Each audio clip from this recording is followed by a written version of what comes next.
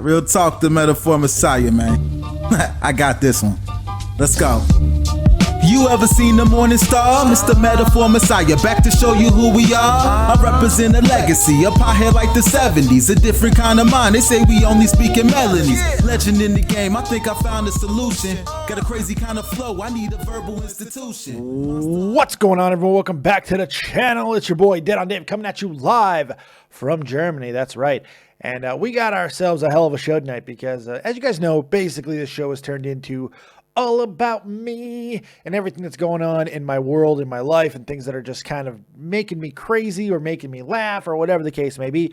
Be it wrestling, be it drama, be it whatever it is, this is what we talk about. And tonight there's a couple of things that I cannot avoid because not only are they funny to me or interesting to me, but they also are in my circle now. They're in my world. One is directly and one is, well, they're both directly. So we're going to talk about ColossalisCrazy's return to the Baited podcast. We're going to also open and talk about one of the greatest things I think I've ever seen in my life. Definitely the hardest I've ever laughed at a YouTube video happened tonight. We're going to talk about that and a whole hell of a lot more. We're going to take your guys' calls, your questions, your comments, your hopes, your dreams, your quips, your quotes, everything else that you might have. We're going to take it live right here on Skype. David Vancura, DavidVancura.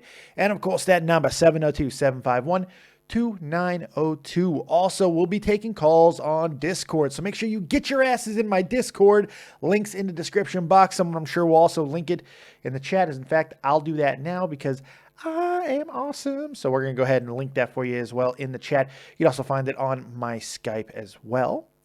So here, go ahead and take that and if you want to get in through Discord, you can do that as well. So let's get right into it. If you are not currently watching Tommy C's SFTP, I highly recommend you get your asses over there and watch tonight's episode because one of the main elements of Tommy C's show is always about having fun, and this show really did bring a lot of the fun back that, you know, over the last couple of weeks may have not been as hard-hitting as it has been in the past. BuntyKing was the guest for Tommy C tonight.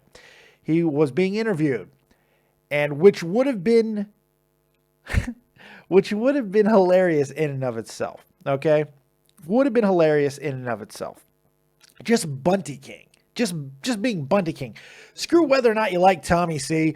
Screw whether or not you enjoy what he does as an interviewer. And none of that is important because BuntyKing is one of, if not the funniest guy currently right now on Twitter. His videos are so damn ridiculous. And the funny thing is, they talk about this during the interview, and I thought the same thing. I thought he was serious with some of the things that he did. So when I first started watching some of the things that he did on Twitter, I was like, oh God, this guy, ugh. But it's a bit and it's hilarious. And he is such my type of humor. It's so ridiculous. It is so my type of humor. So the interview is going on and you notice right off the bat that there is a rather large naked ginger man, ginger comma man, not a ginger man, like a man made of ginger. No, he's ginger haired.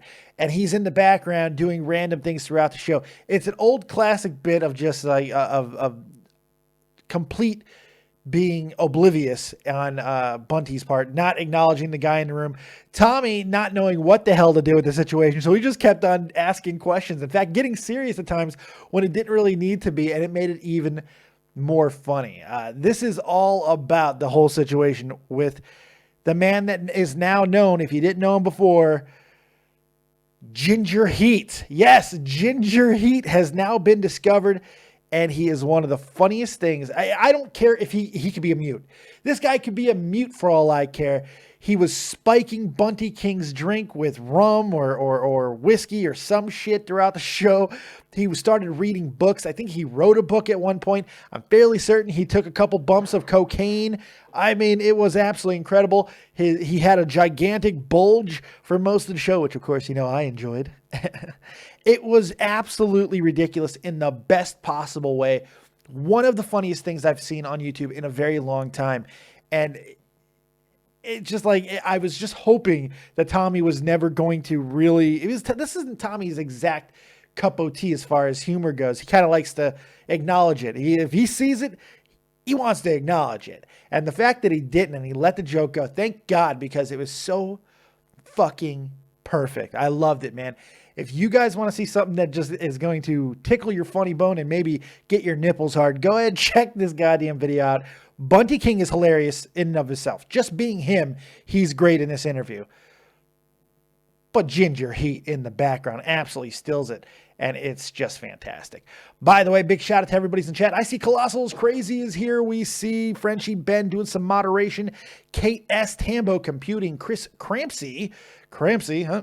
Period. I don't know why. Super J, The Player 178, Sleeping Angels, C-Man, The Gaming Fault, Dice Car, Snark Eye, Rog is here, Mind of Seb. We got all kinds of great people, and I appreciate everybody for hanging out. Thank you very much. Make sure you drop a like on the video if you've yet to do so. If you enjoy what I'm doing, show a little bit of love. Drop a like, subscribe to the channel. We're on our way to 8,000, and thank you guys very much for that. If you can believe it, 8,000, holy shit. So, whether or not you are the biggest Tommy C fan in the world, I will tell you this. The one thing that I think that most people are going to take away from tonight is if you didn't know who Ginger Heat was prior to this, you are going to know him now because it is just one of those knee-slapping, laugh-out-loud type moments, and it's fantastic. For one, he looks like a cross between Seth Rogen and fat Chris Pratt, and it's just so good. It's so good. He was doing lunges, and I'm right in the chat. I'm going crazy in the chat. I'm going absolutely nuts like I usually do anyway. But I'm like, we are one lunge away from this entire show getting canceled. This entire channel getting taken down because the sheer will of those underwear that kept that cock inside of that pants, that is a work of engineering. That's an engineering feat of like fabric that I did not know was possible. It was fantastic. So good. So good. But go view for yourself, man. Watching Tommy C trying to just continue to conduct a fucking interview through all of this. Oh, it's so good. Just fantastic. So I really enjoyed that, and I hope you guys check it out. And I'd like to hear what you think of it, too. Is Ginger Heat the next big meme of YouTube, of Twitter, the whole shebang? I got a feeling he's going to get a lot more attention now because that was incredible. And hats off to BuntyKing for being very funny, insightful. I thought he made some really good points at the time. I could just listen to BuntyKing just rant, ramble, do whatever you do. Mainly because I can't stop looking at his beard. I want to know what type of salves are in his beard. What does he do? What's his regimen? Because I'm trying to get to that game. I can't get to that level. I mean, my beard's okay, but damn, amazing. So great stuff there. Hopefully you guys will check that out. The other thing that I want to talk about is, of course, what everybody's asking about. Every time a new Baited episode is going to come out, we're going to get the questions, what about Baited this week? But when it's titled The ColossalisCrazy's Return, we're going to get extra questions. And, of course, I've been bombarded with questions all day today. I didn't have a problem with Colossal going back on. That's completely fine. I would have liked it maybe a little bit later on down the road, but it's okay. He has complete right to do so. And I'm kind of glad that he did in some ways because we got to see exactly just almost everything that has been said in negative about the Baited podcast since the breakup was kind of on display in this episode. By far, I do think this was the worst episode that they've put on yet. And I understand anything I say about Baited is going to be, well, Dave's biased, Dave is jaded, Dave is a dick sucker. Okay, that's fine. I accept that. I understand because of my position, being the guy who came in, who got lucky enough to be grabbed and snatched up and brought over to catch 33. I get that. I'm going to be saddled with that. I own it. Not a fucking problem. However, it doesn't mean that I'm not entitled to my opinion. And I'm certainly going to give it. This episode, to me, this is like, the chains are off of Keem at this point. The chains are fucking off. And I didn't watch the entire episode because I simply couldn't. And not because I was disgusted, not because I was angry, just because I don't think anybody finished a sentence throughout the entire fucking episode. That is unbelievably frustrating to listen to. The best word that I can use to describe the episode, and I don't mean any disrespect to Chad or Andy, who seem more exacerbated by all of this than they ever have before, but they do seem like they're on the edge there. Like, this is not fun anymore, or if it ever was. But it's exhausting. That's the word. It is exhausting to listen to. It's absolutely exhausting to listen to. And I don't understand it. I mean, I don't get it. Colossal was always Keem's balance. Tommy played whatever role you want to say he played. I think that he offered a little bit more at times than people give him credit for. But Tommy was, whether it be he was Switzerland, whatever the case may be, he had his role. But Colossal was that counterbalance to Keem. And it was at a time when Keem had just taken a beating in social media, taken a beating on YouTube. He was humbled. His ego was in check in a way that probably has never had been since his entire career on YouTube. And I'm not saying ego in a bad way. We all have egos. We're all here. I'm sitting here trying to get attention. I'm wearing fucking elf ears. I want your attention. Listen to my voice. Look at my fabulous, beautiful beard. I want your attention. I have no problems with admitting that. And the fact is, so does Keem. And there's nothing wrong with that either. We're entertainers. We like to entertain. But his ego was definitely in check at the point when Baited started. And he was a different guy. His content was different on Drama Alert. There was a noticeable change. Holy shit, Jab's killing him. Donated $50. Buy more hats, fam. I will buy more hats, fam. Thank you very much. Oh, man, very kind. Too kind. Thank you very much for that. Oh, wow, that was very awesome. Jesus. Where was I? Clown was always the balance. And most people knew that there was a fundamental change in Keemstar at the time. And when they all got together, Tommy, Keem, and Colossal, there was this wonderful balance that even though there was a lot of interrupting and there was a lot of yelling, it was never exhausting to listen to, you know? It was never a chore because there was always that balance. Now, a lot of people, me included, really did think that with Colossal going back to Baited on this episode, that balance would be restored. That balance would come back and it would just be something that we would all remember from the past. It wasn't the case. It just seemed like Colossal was not able to get one cohesive thought out the entire episode. And I think most people who were tuning into this episode, who may have been on the fence through the first two, were certainly watching because Colossal was there. And seeing and hearing what we saw and heard, or just heard, I should say, it's not something that you can really connect to. And it's like, and I put on Twitter earlier, I'm like, is that what a podcast has to be not considered a circle jerk? You know, it just has to be that contentious, that yelling over that. I mean, it was absolutely anarchy. And I know there's a lot of questions as to like Keem trying to beg or ask Colossal back on the podcast full time and all of that. And people are going to read into what they want. And maybe if Colossal calls in a little bit, I will ask him that question straight out. You know, how did he feel about that and such and such? But, you know, that doesn't matter to me as much because all that is all in the future. It's going to work itself out. It does not matter to me one fucking bit. What matters to me is in the sake of this platform and what we're listening to, is it entertaining? Is it entertaining? And the problem for this episode for me was it was just too contentious. There was too much interrupting. There was too much yelling. And I get for some people, they're going to be like, well, that's the charm of Baited. That's what made Baited Baited. I disagree. I think when you go back, you listen to the early episodes, even when they interrupted each other, it never felt combative in a way that it was exhausting to listen to. And then when you add Chad and Andy, who really seemed like they were just trying to get things in during this episode. Thank you, Andy. Thank you, Chad, for the nice little joke you had on me. I don't give a shit, by the way, because you know how I feel about you, Chad. I have no problems. So it doesn't bother me one bit. You're anything for views, man. You eat bugs. I don't care. Say whatever you want about me. It's completely fine. It is what it is. Nice half-ass attempt at beeping it out. I don't even understand what that was, man. That was very confusing to me, but hey, okie dokie. It was just a very odd thing to listen to.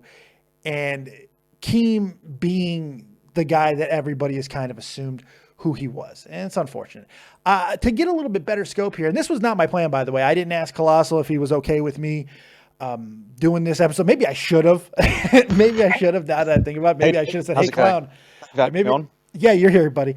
Maybe I should have said, "Hey, clown, you mind if I talk about this tonight?" But I wasn't really intending on going too hard on this. I just wanted to kind of just make a couple of observations that I had about the episode. But I'm glad that you're in the chat, and I'm glad that you're here so I can ask you about it. Tell me about what happened with this entire episode, because it didn't seem like you got to speak once. I didn't do a very good job, personally, myself. Like, I don't like myself on that episode. I was very kind of stuttery.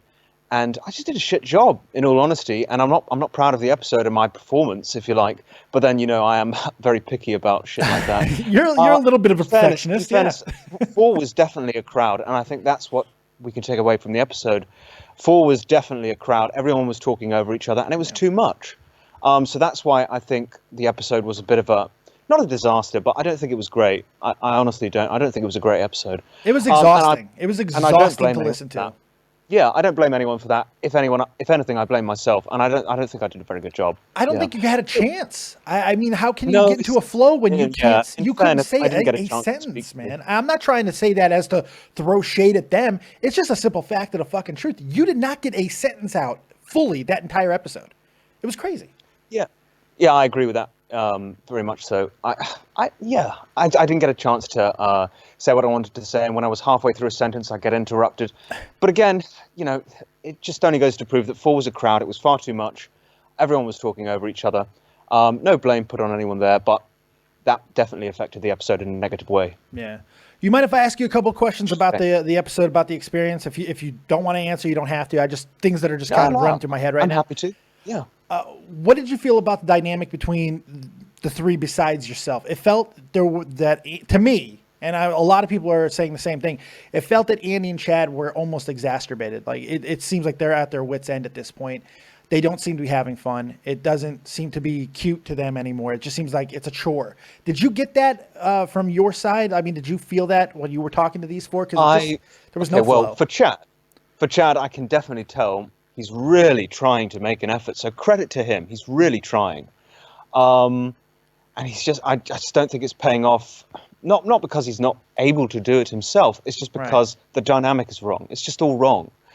And with Andy, I do feel like he's in a place where he's like, I don't really want to make too much of an effort here, and he's not really enjoying it. Yeah. I think I got that impression a little bit.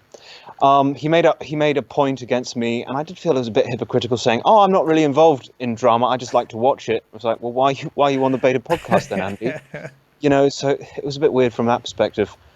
But I think they'd be good on another podcast. It's not like they're not very good at speaking, right? And it's not like they're not entertaining. I just didn't get a feel that it was working. It just wasn't working for me. Do you think Tommy was right about the fact that with it just being called baited and having the expectation to live up to what baited was and having a balance that is really hard to get between people, do you think just because it's called baited that it kind of works it against it? It makes it a little bit harder for everyone to perform. They were always going to have that. It was definitely not even a hard act to follow. I'm not even going to go so far as to say that you're never going to have like Clown and Keemstar, that dynamic. We're never going to have it again, even though I kind of feel that to a certain extent. I feel it. But a little bit, yeah. I want to say that. But I'm not even going to say that. I'm going to say that these personalities just I didn't feel they gelled well together. It's not a good fit. Keemstar is such a powerful personality. He is. And Chad is a very powerful personality. So you think it'd work from that perspective. But it just doesn't. I just didn't feel that it did. Like, Keemstar would be shouting at one point, and then Chad would be like, "Shut the fuck up, I'm speaking." which almost you think would work, but it just didn't. I can't explain it. I'm trying to explain what a good dynamic is, and I simply can't do it. It's very difficult to explain. It's being able to... It either clicks or it doesn't. Exactly. And for me, it didn't click. Being able to go off of one another without feeling like you're really... Like, we interrupt each other when we talk, and Tommy and everything, but I never feel like we're doing it maliciously or trying to, fuck you, it's my turn to speak. Everybody seems to understand that there's a give and take, and it's knowing those beats.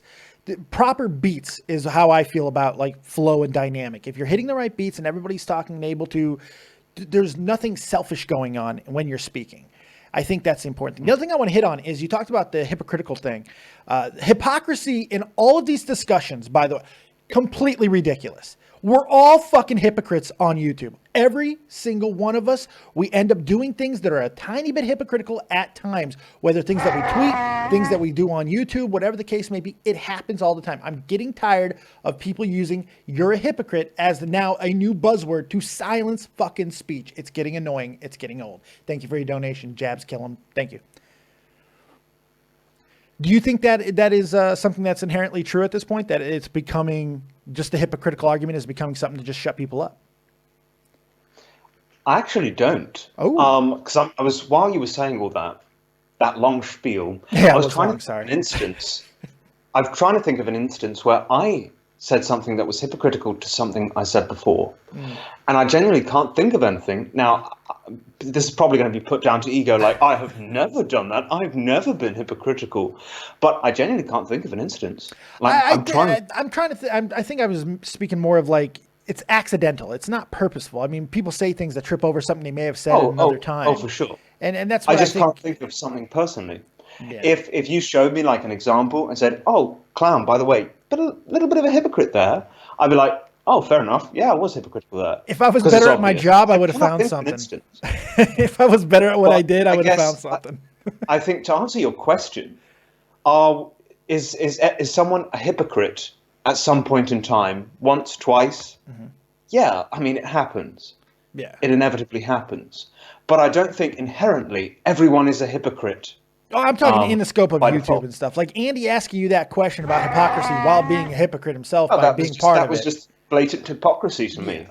You cannot say, I'm not really involved in drama and be on the Baited podcast. That is direct hypocrisy. It is. You know, not minor hypocrisy or anything like that. Direct. Absolutely direct. Yeah. 100%. Yeah, it's interesting. The whole episode was interesting. Like I said, I couldn't get through the entire thing. It was just far too exhausting. How do you feel coming out of it? How's your relationship with Keemstar? A lot of this I've got to put down to the editor. I actually know who it is, and he is helping me personally with some of the microphone to get my quality up on my microphone. Oh, it's not Keemstar editing. It's not. No, they've got an extra guy. They've got a special guy who I assume they're paying. Okay. I'm sure they are. To do this editing work. Look, I was very good at editing the Beta podcast, not because I'm a really good editor, but because I was there and I was a part of it. Yeah. So I knew how to edit it to make it more dynamic. And that could mean anything from cutting 3 milliseconds on the punchline of a joke, so that joke is therefore more entertaining. If you understand how editing works and understand how YouTube works as a content creator, then you know that 3 milliseconds can totally change a joke and make it a better joke than what it was before. I agree. And you did that with Catch 33 this week. This is what Keemstar never understood, actually. Yeah. He asked, well, why does it take 6 hours to edit this podcast, clown? Because he didn't really understand the process. Yeah. There was a lot more to it than just simply getting 3 sets of audio and syncing them up together. There was so much more to it than that. Well, you showed that with last week's Catch 33. You showed that. Yeah, I mean, I was part of it, and I heard what we did, and then I heard your version of it, and it was a little bit different of a show. It sounded a lot different. There were things that I thought were going to land differently because of how we, especially some of the talk between you and Tommy. The way it was edited, things landed softer. You did a fantastic job of just making sure everything flowed properly. So I understand why it takes 6, 7, 8 hours now. I get that because I didn't get it either. Oh yeah, there's so much more to it than a lot of people think. There's an awkward silence, you cut it. If there's a lot of interruption going on, what I did, and I'm free to admit this, say there was a moment in the last episode of Catch 33 where we were all shouting over each other, not shouting, but like speaking over each other. Right. I might almost say, I'm trying to give an example. Say I said this pen is blue. Tommy said this pen is green. And you said this pen is red. Mm-hmm. What I would change, I take your audio and I almost cut it. And I'm almost like this pen is, and then cut off from that point. So you can hear at that time, everyone, not any interruptions, but just a clear audio. And obviously there's going to be interruptions because you can't cut everything. Sure. Because then it is just like, it's just censorship at that point. It is. But to make it more dynamic, you can cut and just totally delete the audio of certain things. So it works and it flows. And there's a whole process to it. It's very difficult to explain in a conversation. But the point is, when it comes to editing, you've got to be there in the call or a part of that conversation to actually know what you're doing with a podcast. Hiring someone who's totally unrelated to this is never going to work. And I told Keemstar this actually today, because the podcast we did yesterday, beta podcast, he actually managed to have all the audio levels out of sync. So I would say something like literally 4 seconds after I had originally said it, if that makes any sense. No, it does. Sync was totally out, which is like rule 101. You know, you've got to fix that shit. Yeah. Because he wasn't even in the call at the time. So for all he knew, I was saying that at that particular time. You've got to be in the call at the time if you want to edit a podcast. Yeah, agreed. I got one other major question to ask you, and it's because I have gotten a lot today. I did not hear this part, so I'd like you to add some sort of context. I'm sure you know what I'm about to ask. A lot of people have said that during the episode, Keemstar directly asked you to come back. In fact, some people would say that he begged you to come back to Baited, and you didn't exactly say no. And a lot of people are wondering what that means. And me being a part of Catch 33, this is actually not a loaded question. I just want to know. Yeah. I think everybody else. What does it mean? Is there a possibility you working with Baited again? I mean, when I said no, what I meant by no was no. Okay. But like I said, I didn't listen to it. I didn't hear that part. Yeah. So I just got a lot of people saying that you didn't. I literally said no. Okay. But I did not say never. That's what I'm trying to say. Gotcha. I said no, but I did not say never. So let's look at this from this perspective. Is there a possibility that one point in the future I might be on Baited again? Yeah, there's a distinct possibility because I didn't say never. Yeah. What would it take for me to do that? Well, a variety of factors. This is where it gets a bit private. That's why it's a difficult question. It is but let's just say, if I had a falling out with you guys, sure, and Catch 33 wasn't going to work anymore, then I guess I might consider the possibility of going back to Baited. I think it's completely reasonable. I think it's reasonable. There's also another scenario. I don't know why you would, but especially how it all ended. But that's another thing for another day. That is just who you are. That's fine. Right.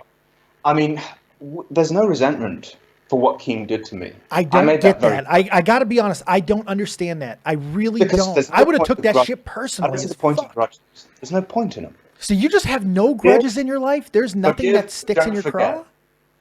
Yeah, I'm with you there. Never forget. That's important. I would never forget what happened and what transpired. But do you think I didn't know that something like this was going to happen when I agreed to do the beta podcast? Oh, sure. You know?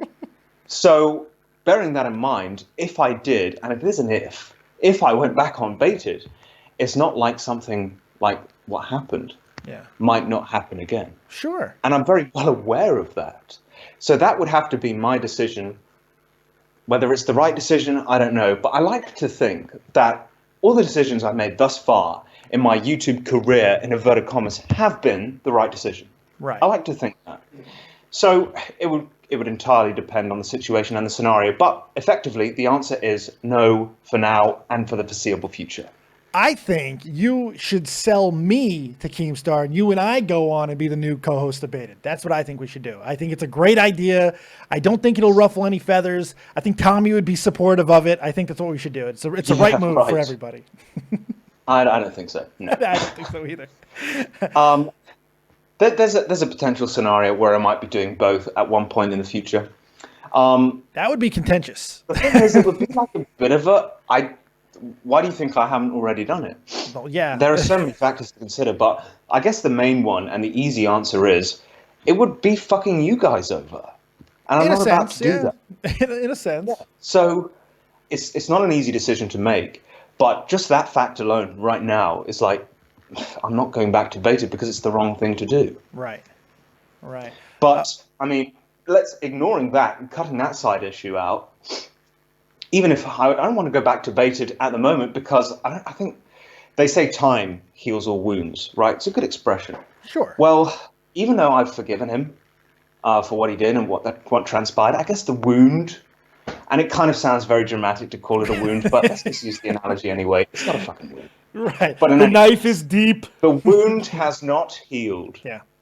There's a fucking bandage over it, but It's still there. There's still And there'll pus always coming be a out of it. scar. It leaks every now and then. That The is scab so isn't fucking formed. dramatic, but there will always be a scar, right? Right. You know, there will be. No, I agree. Final question on Baited, and then we'll talk about some other stuff because there's something else I do want. Yep. Why I have you here. Final question on Baited is this: what do you think the future of Baited is with this current iteration? How long do you got? What's the over/under? Is it? Let's set it at 3. Over/under 3 episodes. This current iteration, does it last 3 more episodes? I've actually said they'll manage to do 6 to 7 episodes total. That's the estimate that I've put on it. And Chad and Andy actually joked within the episode itself that we're going to go to 8 and then call it a day. So I don't know. It's very difficult to say, but I know that Chad wants to do it. I get really got that feel that Chad is like really involved and he's enjoying it, and he wants to continue to enjoy it, and he wants to give it a real stab. Andy could walk tomorrow. Yeah, that's the I impression. got the same thing. Chad, I definitely felt like he had more fire, but he felt frustrated to me. He felt frustrated, like with just not being able to, like the constant yelling over each other seemed to get to him a little bit. It did in this episode, not so much in the others, but in this one where it was so extreme, because it was. We only proved, and Keemstar agreed. In fairness, that 4 was a crowd for sure. Yeah, like it's tough. When we were doing Baited, Tommy, Keem, and me. Yeah, Tommy took a bit of a backseat to Baited. Not all and the now time. we know why. Yeah. But he took a bit of a backseat to it, and it really worked. So when everyone said, what worth is Tommy for this podcast? Well, actually, if you think about it, Tommy brought so much to the podcast you can't even possibly understand. I agree. Yes, it was always going to be Keem and Clown in the spotlight. But Tommy was a real... What's the right word? He was such an important part of the cast. And I guess Tommy could have been replaced with someone else, but it's just one of those things. Yeah, it wouldn't be the same essence of it, you know. And I get it. I've never gotten on Tommy's ass for not trying to speak more. In fact, I went through it. I spoke by far the least of the first episode of Catch 33. But like I've told people, and I caught criticism for that, which I find fucking ridiculous. Why? How can you catch criticism because I didn't yell over people? That's fucking stupid. Mm-hmm. But like I said, I've said this on Twitter multiple times now. It wasn't my story. It was your guys' story. Put it to bed. I offered in what I thought I could, and I thought it was a good show. So, I mean, I don't get. Do you know, I remember Tommy saying those exact words when he was on Baited. Oh, did you really? This isn't my story. This isn't to do with me. So I'm only going to interject if I've got something to add. That's the right way to do it. Yeah. And of course, the listeners think he's doing nothing. Right. But actually, it's knowing when to speak and knowing what input to give. And it's not speaking selfishly. Yeah. If anyone had the best scope on that, on Baited, it was Tommy, because Keem didn't know when to shut up, and sometimes I didn't know when to shut up. So if anyone had a good grasp on that, it was Tommy, and that's what makes him a really good podcaster. I agree.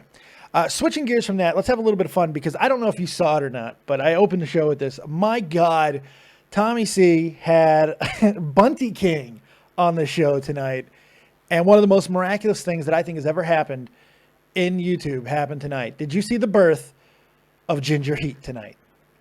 I have seen it. I've seen about 2/3, 3/4 way through. I think you're overestimating it a bit in saying that Ginger Heat is like the next YouTube sensation. I'm sorry, man. I can watch this guy do anything. I wanted the background of everything. Next Tom Hanks movie, give me Ginger Heat in the background, just doing stuff.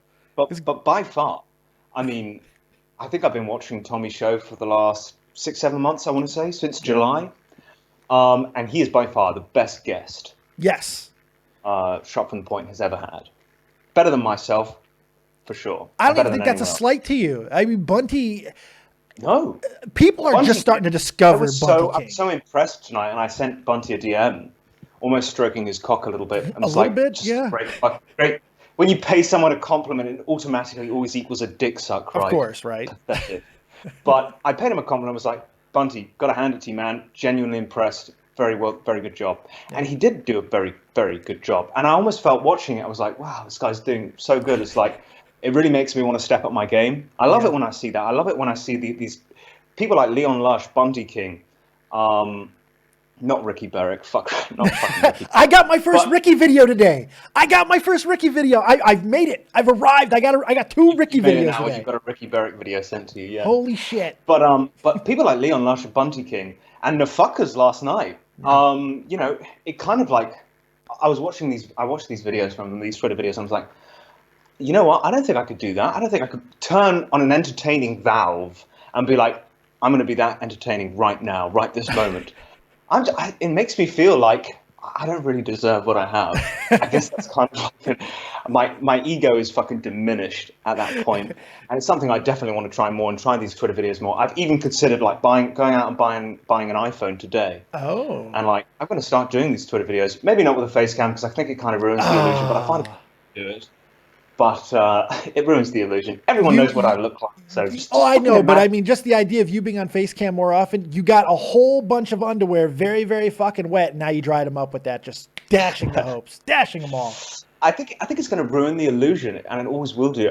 People like to picture me as like this old fucking senile clown, decrepit and shit like that. And I think I haven't got one of those. You know iDubbbz, right? Not to jerk him off again, like Tommy keeps saying, I'm jerking off iDubbbz.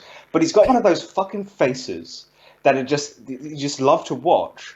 It really does sound like I'm jerking him off. But I get it. It's a punch face for me. His face looks like when he smiles, his face turns into a fucking skull, and it's a magical thing. And he's so good for like a face cam shit. But with me, I just look like a fucking Nazi. That's it. You do a little bit. I look angry all the fucking time, and I just look like a fucking Nazi.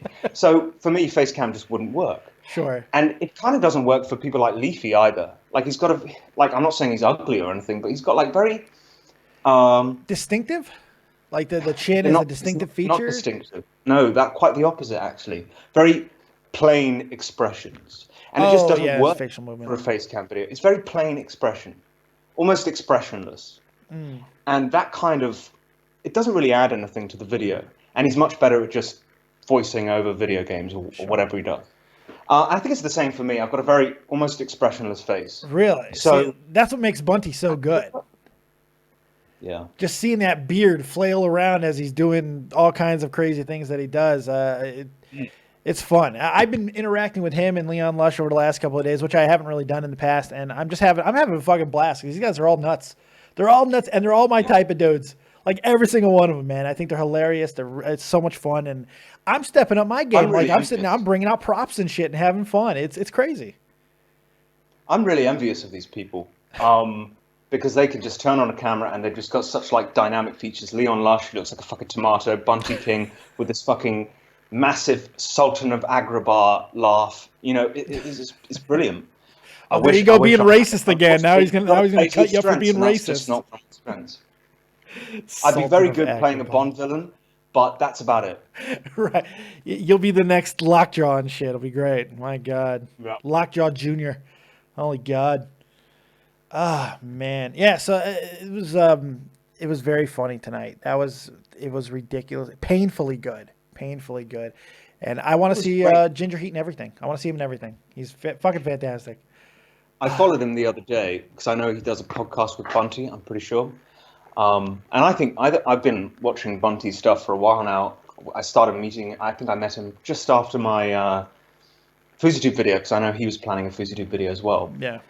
And he's another one of those very underrated entertainers. Yeah, it's odd. He Leon Lush especially.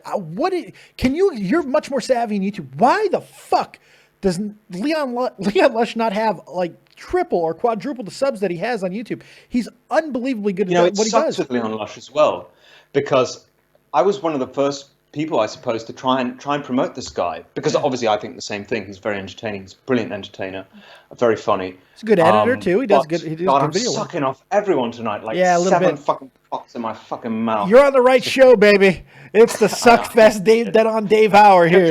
Can we bring on a fat guy? Can I just mock him? Oh, we got you, but you got me. Yeah, there we go. That's okay. I'll pop a booby in your mouth. It's all good. These people like Leon Lush, he definitely deserved more promotion. I think I was the first one to start kind of saying, let's try and bump this guy up, and almost made a meme out of it saying, subscribe to Leon Lush, subscribe to Leon Lush. But what happened was, a lot of the other commentators then started copying me, which sounds like a good thing, but it wasn't, because it became like people started criticizing it and being like, oh, now everyone's dick riding Leon Lush. Oh, God. So everyone was like, oh, we've got to stop now because we're all being called cocksuckers. I hate this cocksucker. Just pay someone a compliment for once in your fucking life. A compliment does not equal a dick suck. Apparently it does. Everyone's so fascinated, everyone's fixated on these fucking insults. You've got to insult and self-deprecate. If you don't self-deprecate, you're an egotist. Right. If you don't pay someone an insult, you're stroking the dick. I hate this mentality. It's so fucked, and this is why everyone is so fucking negative. You know why? Do you know why it is? I know why it is. Because nobody's having sex anymore, clown. The whole fucking world is scared of fucking. Nobody's having sex. Are you having sex? No one's having sex. I'm not having sex. No one's fucking. So all we can do is talk about everything is related to, oh, you're a cocksucker. You're taking in the ass. You're dick riding. It's because nobody's fucking and nobody knows what the sensation feels anymore. Get out there and get some pussy. Get some dick. Have some fun. Fuck, man. Stop being assholes about everything. I get it. If people like Leon Lush and BuntyKing were like massive YouTubers and I was trying to stroke their fucking ego so I could get some followers and subscribers, it's not even that. It's like them. Again, this is going to make me sound like an egotist. There's no way you can win. They're much smaller YouTubers than me. Well, yeah, They're that's much just a smaller. fact. So how the fuck does it benefit me to pay them a compliment? None. Are you fucking insane? To the factor of zero. There is nothing wrong. I'm going to tell this to everyone in the chat. There is nothing wrong with paying someone a compliment. No. Okay? And don't be afraid of being called a cocksucker when you do. These guys are good. They're message. talented. Leon Lush, unbelievably talented. BuntyKing, fucking rolling on the fucking ground, funny tonight. The fact that he did not acknowledge the existence of the ginger ghost, and Tommy C being as awkward as, because you know Tommy as well as I do. He wanted to make sure that everybody knew that guy really existed, because he has to fucking notice things. He can't just ignore shit. So that had to be killing him. He just tried to keep doing the fucking interview, and I'm just dying. I thought that fucking ginger dude did a goddamn line of coke at one time. It was fucking fantastic. It's brilliant. It was such a brilliant way to do it. I've never seen anything like it. Well, I have seen something like it before, but I've never seen it on Shot from the Point or another stream or anything like that. The elephant in the fucking room play. It was brilliant. It was very clever. Very, very clever. Clown, you got anything else that you want to talk about before we get you out of here? I know that you're a busy man with busy things going on. I'm actually fucking not today. I'm doing absolutely nothing. Oh. But I was bored as fuck. Well, why do you think I'm watching, Dave? I know. Because you were in the title, you fucking egotist. Because you were in the fucking title. Oh, right. Back to fucking ego again. That's right. Come on. Oh, BuntyKing just donated $5. Hello. How do I be like Keem? I am on a mission to become like Keem. You know what? You might be the expert. How does he become like Keem? You really need to start fucking with people more, Bunty. Point the beard, try and be more of an egotist, a narcissist, calling out people for shit, and just an all-round cunt. There you go. Try that. You got to point the beard too, Bunty. Get that beard into a nice, crisp point. It's going to be hard with all that fucking hair. Man, that beard is fucking marvelous too. Jesus, I love beards. I'm fucking just a beard aficionado. Oh, I have issues. I apologize. Clown, anything else, man? Fuck, I can't think of anything. Oh, can we address why the podcast is late coming to YouTube? Yes, let's talk about that. I've ignored it for the most part, and So people send you a message and then you answer it, and then people send you another message. It's just so self-destructive, so it never works. But essentially, the animator we've got spent a long time doing this. Fuck me, my mouth is dry as a motherfucker. I can barely speak. But this animator we've got, who's brilliant. Vega, yeah, the man. Spending a long time doing this. And what's happened is, because the graphics are so intensive and the editing is so intensive, that when he's come to render it, it's now taken, like, what was the estimate? Like 3 fucking days? It was 11 hours for 5 minutes. 5 minutes of rendering was 11 fucking hours. It was insanity. I mean, it's pretty mad. And it's not his fault. I mean, like, he got a little ambitious, and that's completely okay. It's what we paid him for. It's what we wanted. We wanted ambition. We wanted something great. And I don't think any of us estimated how long it was going to take. And it's unfortunate, but it is what it is. Someone said in the chat, my mouth is so dry because of all the cocksucks. I think you might be onto something, yeah. Let me just all of the salt just dried it up. You're just getting him in them nuts. And now it's all salt and you're just dried. Yeah, no, it makes sense. This is another reason to quit smoking. I'm trying to quit smoking as well, by the way. Are you actually trying, or are you saying you're going to try? Yeah, the latter a little bit. Yeah, okay. How long has it been since you had a cigarette? Kind of like trying half-assedly. When was your last cigarette? How many hours ago? How many hours? Yes. Well, can we say it was about 30 seconds ago? That's what I fucking thought. Fucking cool. That's what I fucking thought. I'm about to have fucking another one. Yeah, it's so yeah. That's why the podcast is a bit delayed. But it will be up on YouTube. Are we looking about tomorrow? I want to say tomorrow. I can't promise tomorrow, but hopefully tomorrow you will be able to watch the first episode of Catch 33 with me, ColossalisCrazy, Dead on Dave, and Tommy C. There you go. There we go. Another question on that. A lot of people are asking me, iTunes. What's the deal? Are we getting it on iTunes? Is that happening, or is that going to happen later on? What are we going to do with that? I need to speak to Kyle, the guy who's sorting that out. Okay. But yeah, it should be up on iTunes as well if it's not already. I actually thought it was already, to be honest. But I know we're going to talk tomorrow. I know that we're all going to meet up and do our Friday meeting. We're going to talk about things. There's a couple story ideas, whatever, and determine if we're going to do another show in the meantime before another big story breaks, whatever. So we'll talk about all that tomorrow, and we'll have more news for you guys very shortly on Catch 33. I'm looking forward to doing the second episode. I think we've got quite a few more things to talk about, in particular this COSDEF thing, which is a mindfuck. It's crazy. It's fucking nuts, man. But also several other things. If Tommy does his fucking job, like we've split the workload a little bit, and Tommy's got to come up with the fucking topics and like list them and say, right, we're going to talk about that, talk about that. We came up with a few things. We did come up with a few things. We talked a little bit today. We did talk, and we got a couple things. I actually sent something to you in the Skype chat and on Twitter. I saw that, yeah. Okay. I love that idea. That isn't even your job, Dave. Like, you're supposed to do a little bit of the research, and you're going to be dealing with some of the sponsors if we fucking get them. But, I mean, Tommy has got to wake the fuck up and just do his fucking job. Tell him, Dave. I will tell him. I'm going to call him. I'm going to wake his whole family up, and I'm going to say, do your fucking job, Tommy C. Yeah. That's right. But we'll discuss like all that tomorrow. Fucking shit on the episode today as well. He thought he looked good, too. He called me. He's like, I trimmed up. I think I look good. I'm like, Was he fucking joking? He looks like a Walking Dead. Looks like a fucking zombie. The fucking decaying corpse of Tommy C. The C stands for corpse. Looks like a vampire. I thought his cheekbones were going to fall off at one point. You know what? To be fair with Tommy, though, at best, he looks like a serial killer anyway. Like, at his best, he looks like a serial killer. Yeah. So it's all downhill from that. If he doesn't get sleep, then he fucking looks like the Frankenstein's monster, a goddamn vampire, walking corpse. It's the curse of being Tommy C. That's the true Irish curse. I think he's got Lyme disease. I think he might have Lyme disease. He might. His skin just gets more and more blotchy every episode. It's called stress, man. I think that's what you got. You and Keem broke him stress-wise. I think that's what happened. I'm blaming both of you. No, the truth is, no, always been the same.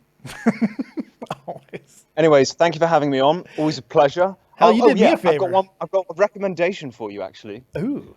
This show is good, and I don't know how you talk for as long as you talk for, just on yourself in a dark room. Well, I guess it's kind of like it's lit. By yourself. This is good lighting. For such decent. Long extended periods of time. I don't know how you do it, but you really, really, really, really need another host on. Oh, really? To kind of bounce ideas off and Thanks for telling me I suck on camera. I appreciate that. You don't suck. It's very impressive that you're able to do it by yourself, but you really need what Tommy has and another host. Like, maybe not a Jeff Huffman fucking golem, troll, creature, whatever he is, he adds very little, but then you definitely need someone to bounce off. I usually do it with callers. I like to have the callers for that. But yeah, it's something that I've thought about. And I've had other people on at times. It usually doesn't, I don't know, I don't have as much fun. I'm very selfish, I guess. The callers work as like a third person. Mm-hmm. So effectively, 3 is like the magic fucking number, I swear. And that's why Baited works, and that's why Catch 33 works. 3 is the magic number, so when you get the third person on, it's the caller. But you definitely need someone else as a bouncing board, for sure. So anyone in the chat who'd like to give it a go, hit up Dave. Yeah, thank you. Thank you for that. Now I got a whole bunch of people who are going to fuck with me now. Thank you. Yeah, you're very fucking welcome. And Merry Christmas. Happy New Year. That's it. Yeah. All right, cheers, Dave. Take it easy, clown. Thanks a lot, man. Colossal is crazy, everybody. Told me I suck. Fantastic. I do suck, so that's okay. I like doing it solo. I'm just a fan of it.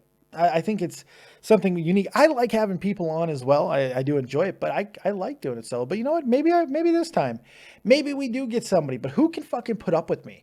Who can do my type of schedule? Nobody. It's hard. It's a hard schedule to keep. But maybe, you know what? If you're good, and thank you for all the donations, by the way. Everybody's been donating. Anonymous just donated $1. Love the show, Dave. Thank you for that. Everybody else has donated. It's so, thank you guys so much. I know BuntyKing did. Thank you. It means the world.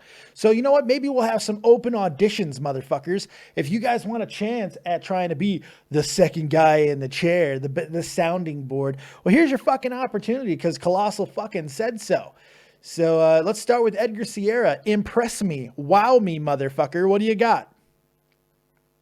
I mean, like what do I have to impress you for? Like I know it's for the shot for the co-host, but like what's the qualifications? What's the end goal? Like how do I impress you? Don't suck. You're off to a bad start. Suck. Yeah, you're off to a bad start. You're already sucking.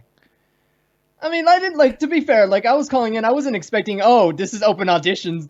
I just thought I was just going to call in, you know, just be a fuckface for like a good 2 minutes and then just fuck off. You need to be prepared in life for any opportunity that comes your way. Don just donated $2. Thank you very much. I'll host with you, Dave. No worries. Yes, you're trying to kill me all the time, Don. That's your fucking problem. You need to always be ready for opportunity, kid. That's what you got to do all the time. I mean, like, I don't know. I'm kind of a simple man, you know. I'm trying to be an animator, and like right now I'm working on 2 animations. One consisting of me and a Russian friend, and then like another one I hope is a little Keemstar video, and like I want to create my own little meme there. Oh Christ, I can already imagine. Holy shit, I can already imagine. What was the question you were going to ask, or what were you going to talk about before I put you on the spot for trying to impress to become a host? Well, frankly, I was going to ask, you know, why is it that Clown like never like went off on Clown went off on Keem? Like Keem was being like a direct hypocrite, like just like right there in the text chat. For one, he was criticizing Clown for defending his friend, yet he criticized Grade A Underray for fucking not doing the same thing. Yeah. When Leafy was getting hate. And then it's just like how did you restrain yourself from not yelling at the stupid gay lumberjack, you know? Yeah, I don't know. It's weird. It's a good question. But like, I just think because he's a good person, maybe it was already so contentious they didn't want to make it more so. By the way, BuntyKing, good stream, Dave. Gotta bounce. Everyone enjoy. Much love. Thank you, BuntyKing. Fucking awesome being in the chat tonight. That was awesome. Thank you so much. Great job on chopping the point, by the way. Awesome. Hilarious. And I want to marry Ginger King. Or Ginger Heat. Fuck. All right. Hey, you don't oi me, woman. You just stay there and you look pretty. Make a baby or a pie. One of the two. If you're not doing anything. Baby pie. Yes, by the way, everybody who was concerned about my wife got taken out in an ambulance last night, and it was terrifying. It turns out she got a couple gallstones. I always knew she had gall. I'm fucking funny. I don't give a shit. Edgar, anything else? I'm going to get some other callers. No, like I said, you know, I was not ready at all for this open audition, but you know what? Over the top rope with me. Over the top rope you go. I appreciate it. Let me ask you, do you agree with Clown? Do you think I should bring in a second person permanently? This is not a interview question. Do you think that's something that this show needs? I mean, it would be nice to see you bounce off of things, but I feel like the reason why you're so different from Tommy is, in a way, you are a little bit more direct with your audience, whereas, you know, whereas, you know, Tommy's style, it's more of, let's just hang out and then we'll get some fucking collars in. Right. Yeah, see, I see, and I'm glad that some people do get what I'm doing, because that is exactly, I like, I like having a conversation with the camera with you. Because like I don't think Clown really understood like the whole dynamic of your show. Like not to say, oh, he's such an ignoramus. Like, no, look, it's all taste. It's all taste. Yeah. I get what he's saying. Yeah. He's not wrong either. Taste. Yeah, I agree. Yeah, I mean, I mean, he's not entirely wrong. I mean, having a co-host would be nice to bounce off ideas, to, you know, have a debate possibly, you know, fucking just, you know, just be something, not just make it this one glorified jerk off, you know, echo chamber. Frenchie Ben just made a really good point too. Yeah. He goes, not really. You have co-hosts on Nerd and the Jerk. Yeah, I do. See, I mean, I have like, different shows. You have your own show. Yeah, you have different shows. Different shows that accomplish different things. Yeah, Frenchie Ben, good point. I even forgot that, and I do the fucking thing. Great point. Jesus Christ. Yeah, and it's like you said, you know, it's just like you're a little more direct with your fans, and you have a little bit more fan interaction. Whereas, you know, Tommy, like I said, let's just fucking take some collars and then just see where we go from here. There you go. Edgar, thank you so much. Fantastic Tommy C impression. You have yourself a really good night. I know, it's amazing. Take it easy, man. People in chat, are like, hey, yeah, you are a little bit better off on your life. Are we saying ColossalisCrazy is wrong? Dun, dun, dun. Oh, I tried to bring in a caller and he fucked it up. How'd you fuck it up? My God. We are taking your calls live on Skype. David Vancura, DavidVancura. And of course, number 702-751-2902. You can go ahead and get your asses into the Discord. I will be over there shortly as soon as we're done with some of these. Mr. Sloth Jizzler live with that on Dave. What you got?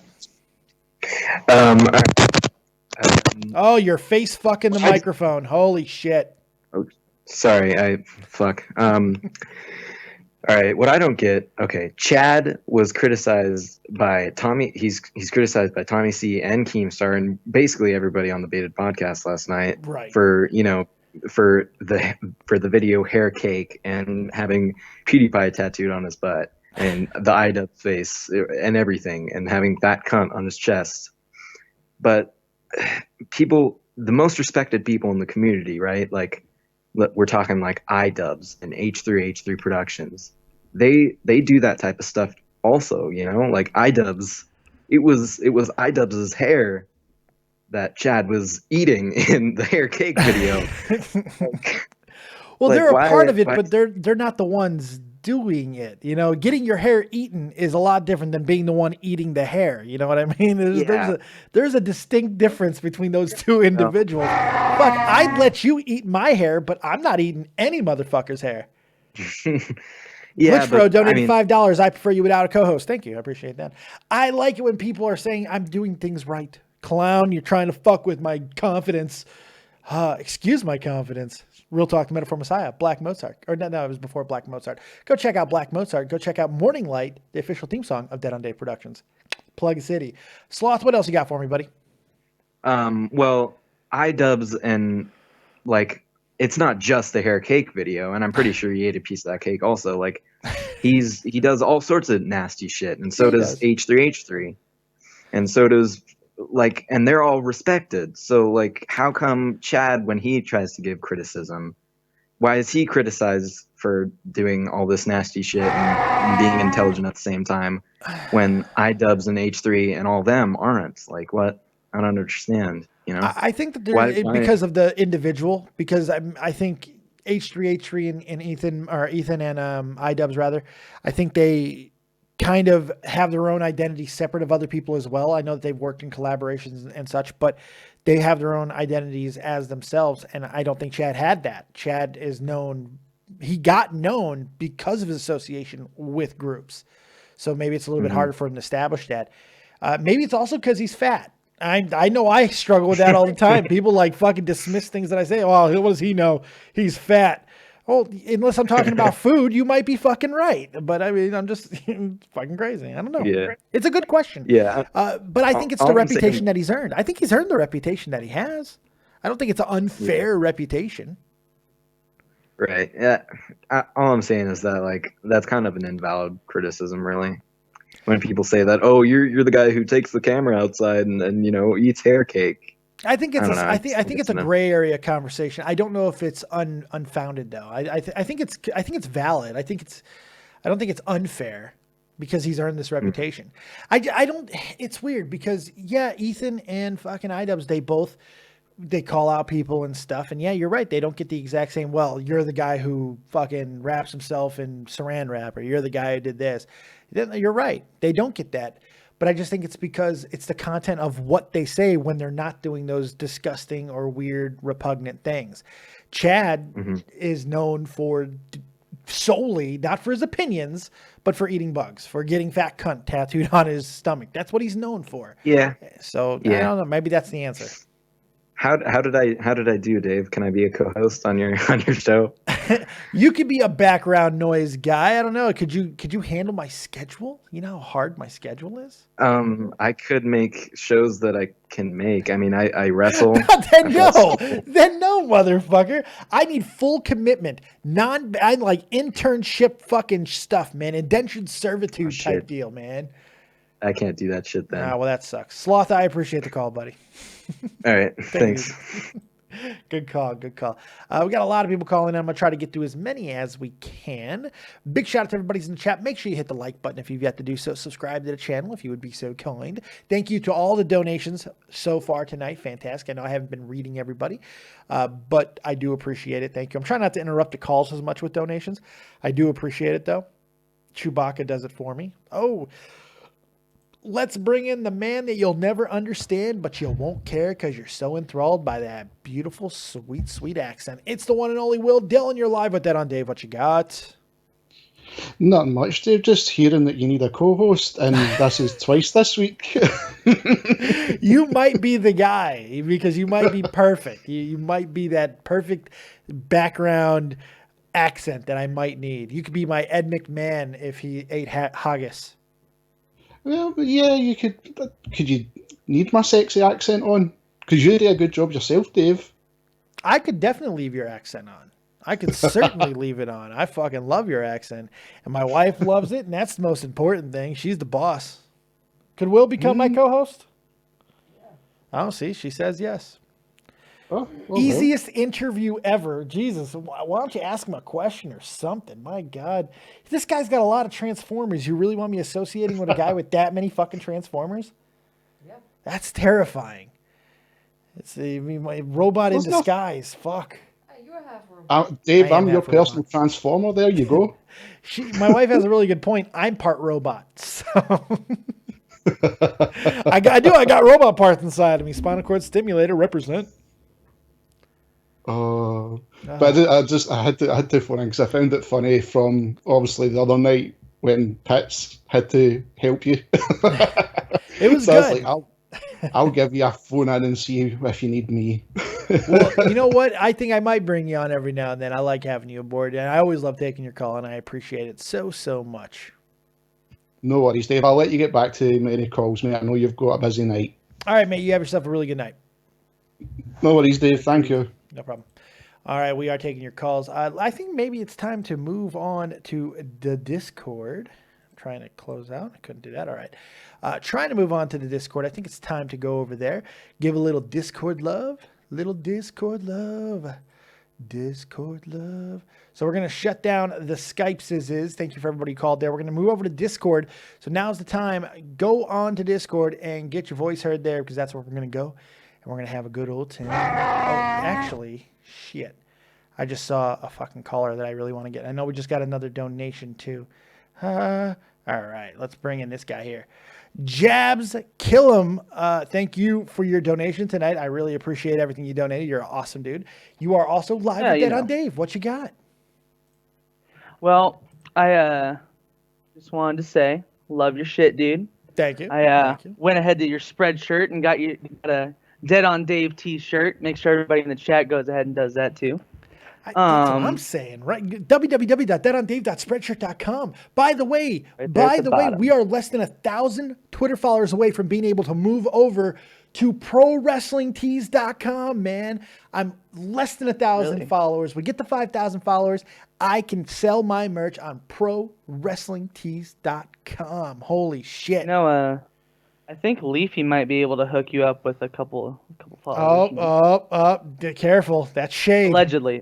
Shade. Allegedly. Now you're safe. Allegedly. I should know better. I'm going to be a journalist, so I got to say. So don't ever say that to Tommy C because don't ever say that to Tommy C because Tommy C believes there's no such thing. I've actually told Tommy. I told him I'm going to be a good journalist. Yes, just who, what, where, when, why, and how. That's it. Don't worry about anything else. Don't put your slant on things. True. Can't do it. There you go. But no, I was gonna say I disagree with Clown. I think Colossal is actually crazy this time. I think the way your podcast works is just like, I don't know if you're familiar with Bill Burr's Monday Morning, whatever the fuck it's called now. Yes. The way his works is that he does it alone. And then whenever he brings in, like sometimes he'll bring his wife in. It's kind of weird. I think it takes a special talent, Dave, to be able just to sit on a mic for hours. You know, I don't know how long you do it. Usually like an hour or so. At least probably. an hour, sometimes two. Yeah. An hour. You got to be really hard. selfish. I think you got to be really selfish to be able to do what I do. or just like on Adderall or Vyvanse. I am on Something none like of that. those things, believe it or not. You know, we are adding for you. something, and I probably won't bring in a permanent co-host because I just don't believe in it. I just, for what I do on this show, I don't find it necessary. However, if you saw last night, we are starting a new thing.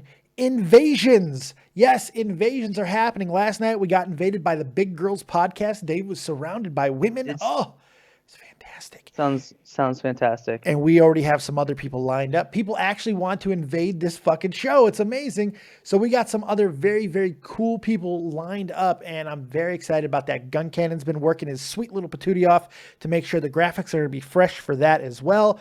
All kinds of cool stuff happening. Very excited about it. So every now and then you think you're going to get a regular Dead on Dave live, but in fact, you're going to be tuning into an invasion from another podcast. So a lot of fun there. I think we're going to be just having a great time. Aren't you doing another project with some guy that's within like the WW or the professional wrestling journalism? Yes, circuit? I do. I have a side job. Yeah, Andre Corbeil. The next episode, the new episode 69 of the Andre Corbeil Show actually comes out tomorrow. We filmed last night. Had a great episode. Fantastic. We're talking about the wrestlers who should be in the WWE Hall of Fame but are yet to be in. That's the big topic, and it was great. And we also have a fail of the week where we just tear some motherfucker apart. We really do. Oh, we rip her to shreds. Wait till you guys hear that. That's going to be fantastic. And that's How long Andre have you been Corbeil. doing that? What's that? How long have you been doing that? I started with Andre 3 weeks ago. Beginning of the year, I took over for Randy Helms, who was his former co-host, and or along with Rob Kimball as well, who's still there. And we are all on Vince Russo's The Brand website and YouTube channel, Vince Russo The Brand. And Andre also puts up some content that we do on his channel, Andre Corbeil Show. Make sure you're checking that out. And also, I got some breaking news. I'm glad you brought that up and reminded me about this because Andre Corbeil will be coming here live with me for select wrestling shows to take your guys' questions. A true insider, a guy who has a lot of contacts within the industry, one of the last remaining actual wrestling journalists left alive. He's amazing at what he does, and he's going to be here answering your questions with me a couple of times a week. So very excited about that. That's when we do the wrestling content as well. So lots of cool stuff. Thank you for reminding me about that. Yeah, no problem, buddy. All right, man. We'll keep up the good work. Love your shit. Can't wait for the shirt to come in, and I'll make sure to take a pic. Send me a and send it to picture. you on I Twitter. love that shit. Yeah, I want to see my face All all right, dude. over your body. All right, man. I really want Tommy to get the shot from the point. I think it'd be dope as fuck to get hockey jerseys, but that'd be costly. I think so. I know we talked about that in the past, man. I think they ended up being really expensive, though. Yeah, I agree, though. That would be badass. Yeah. Or at least he needs one. Yes, he needs one. He desperately. He has one of my shirts, Tommy though. needs one. Tommy has one of my shirts, and he tried to have sex with his wife while wearing it, and she put the kibosh on it. That's weird. Like, isn't it weird? I think that's kind of weird. Which one was it? Which shirt was it? The big copious with my face on it. The whole Yeah, that's really weird. That's fucking weird. And it's not weird that she said no. She did the right thing. It's weird that he wanted to. What's the matter with that guy? I don't know, man. I think he's let the fame go to his head, man. Don't you Everybody's think? obsessed with Dave. That's the thing. We're in a Dave obsessed world. I appreciate your call, man. You have yourself a good night. Yeah, no problem, brother. Have a good one. You too, bud. Good stuff. Good stuff. Good stuff. Let's go ahead and get over to Discord. I really want to go to Discord because I love using it and I want to use it more and more. So let's move over there. We're going to take a couple of calls on Discord and then we're going to get out this piece. So let me go into my quiet zone. And let's bring in some people. What's the funniest name we have in there? We have a sweaty jockstrap. Let's start with that. A sweaty jockstrap. You're live with that on Dave. What you got? Dave, it is I, God. Oh. Eat a fucking chocolate. Oh, God, Lord, I didn't know you existed. I'm so sorry for all those things that I do in the dead of night. Will I be forgiven? No, cripples do not go to heaven. Where do they go, Lord? Wait, this is important information. Should I get a stone tablet and a chisel? They go to purgatory. Oh. Because that totally exists. You know what I love the best part of this entire conversation is that God just used the word totally. Best part. Yeah, I know. It's amazing, Dave. Oh, hey, how was that for an audition, Dave? Pretty, you know what? I like when guys come in and kick the fucking door open. You absolutely kicked the door open. Sweet effect too. I love it. Great stuff, man. Yeah, like the thing, I was like kind of nervous. I didn't know what was gonna happen when I first called in Skype earlier. Isn't that's whenever you go into a situation not quite knowing what's going to happen or how something's going to turn out, that's usually when the best shit happens. No, but like Jeff should totally be your co-host. You can make like a crippled podcast.